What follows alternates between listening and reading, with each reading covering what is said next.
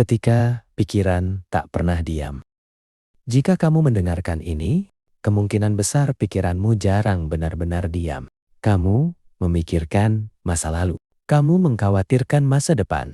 Dan di tengah-tengahnya, kamu lupa hidup di saat ini. Overthinking bukan tanda kamu lemah. Seringkali, itu tanda kamu terlalu peduli. Namun, filosofi mengingatkan, pikiran yang tidak pernah berhenti, perlahan akan melelahkan jiwa.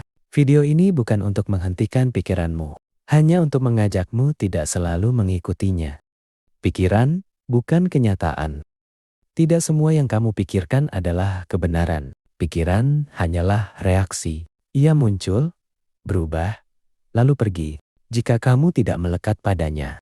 Namun, overthinking terjadi ketika kamu menganggap setiap pikiran sebagai sesuatu yang harus diselesaikan. Filosofi Stoik dan Timur sepakat, pikiran adalah alat, bukan tuan. Kamu bisa menggunakan pikiran tanpa harus hidup di dalamnya. Belajar membedakan antara apa yang nyata dan apa yang hanya skenario di kepalamu adalah langkah pertama menuju ketenangan. Masa lalu tidak bisa diperbaiki dengan pikiran. Banyak overthinking berakar pada masa lalu.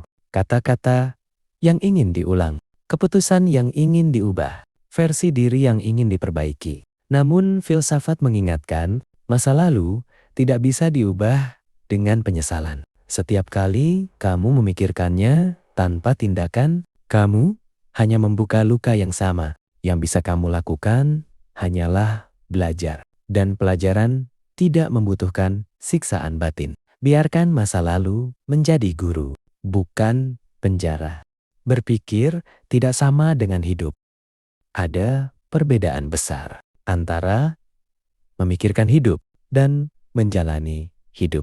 Overthinking membuatmu hidup di kepala, bukan di kenyataan. Kamu melewatkan napasmu. Kamu melewatkan momen kecil. Kamu melewatkan dirimu sendiri. Filosofi mengajakmu kembali ke tubuh, ke napas, ke langkah, ke apa yang sedang terjadi sekarang. Karena hidup selalu terjadi di saat ini, bukan di pikiranmu. Tidak semua hal perlu jawaban.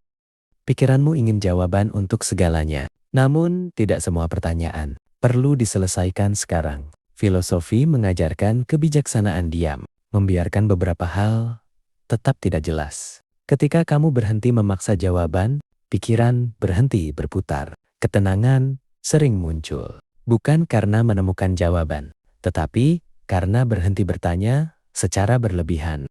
Belajar melepaskan pikiran. Pikiran akan datang, dan itu tidak masalah. Masalahnya bukan pikiran itu sendiri, melainkan kebiasaanmu mengejarnya. Bayangkan pikiran seperti awan. Ia lewat, berubah, lalu hilang. Kamu tidak perlu mengikuti setiap awan. Filosofi mengajarkan, kesadaran adalah kemampuan untuk mengamati, bukan larut. Ketenangan adalah latihan. Pikiranmu tidak akan pernah sepenuhnya diam.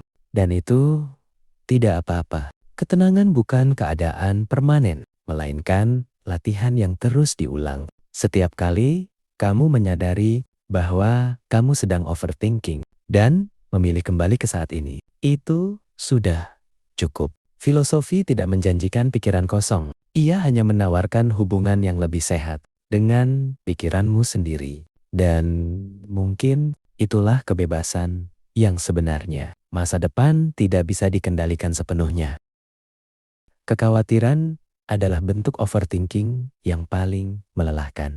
Kamu memikirkan hal-hal yang belum terjadi, seolah-olah pikiran bisa mengendalikannya. Padahal masa depan tidak pernah tunduk pada kecemasan. Filosofi mengajarkan, kamu hanya bisa mempersiapkan diri, bukan memastikan hasil.